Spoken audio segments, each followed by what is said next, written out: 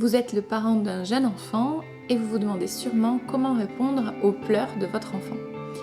Eh bien avant de répondre à cette question, je vais vous donner quelques pistes sur les compétences de votre bébé.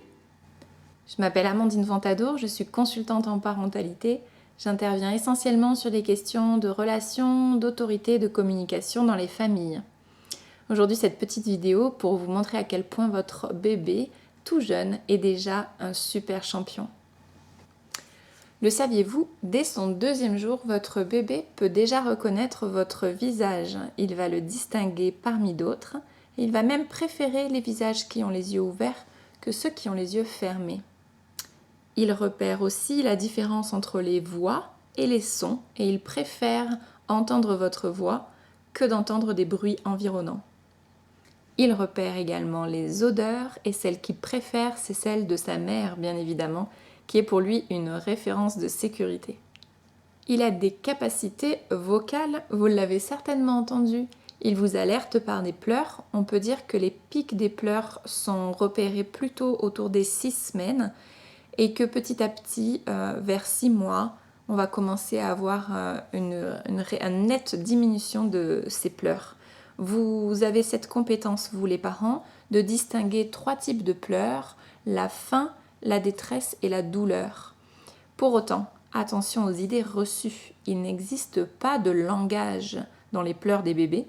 Il existe des espèces d'applications et d'autres manuels qui vous font croire que vous pouvez comprendre ce qu'est en train de vous dire votre bébé en fonction de s'il fait A, E, I, O, U, enfin ce genre de choses. C'est une idée reçue, c'est une légende urbaine, c'est un marketing peut-être. En tout cas, je pense que tous les parents aimeraient beaucoup avoir ce nouveau langage et apprendre cette langue. Malheureusement, tout ça n'est pas du tout prouvé scientifiquement, mais le contraire l'est prouvé, il n'y a pas de langage particulier.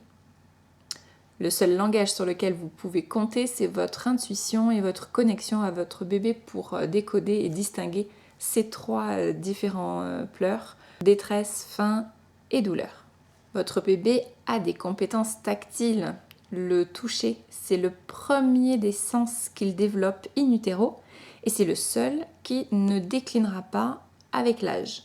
Vous le savez, je vous accompagne en séance de massage bébé, je ne pourrais vous dire que du bien de développer ce sens du toucher et de relation, car grâce à lui, il y a ce qu'on appelle la câlinité, qui est un dialogue tonique entre le corps du bébé et le vôtre, grâce auquel vous pouvez apaiser ses émotions, calmer l'enfant. Attention, c'est vrai dans l'autre sens, il s'agit d'une contagion émotionnelle. Il faut une belle maîtrise de soi et passer par une étape de relaxation pour pouvoir communiquer de façon tactile avec votre bébé. Votre tout petit a déjà également des capacités relationnelles. Si dès la naissance il a un sourire réflexe, de 4 à 6 semaines, il développe un sourire social qui est donc volontaire.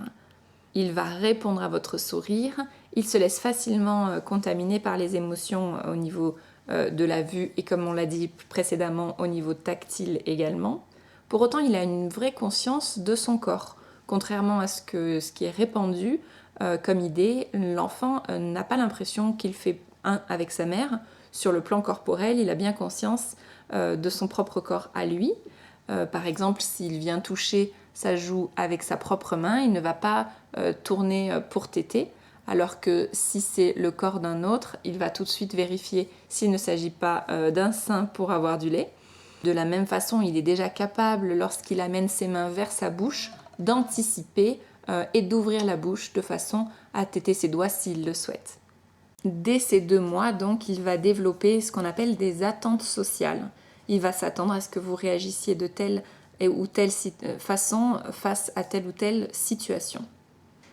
Au niveau de ses compétences émotionnelles, vous l'avez remarqué avec des très chouettes photos que l'on trouve partout sur internet de bébés qui font des drôles de mous.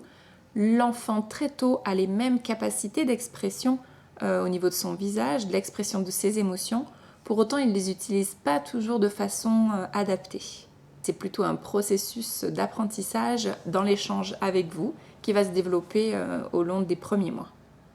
Alors venons-en maintenant à cette question, comment répondre aux pleurs de mon bébé Vous venez de comprendre que votre enfant a déjà de belles capacités. Vous pouvez donc commencer par écouter ce qu'il vous transmet.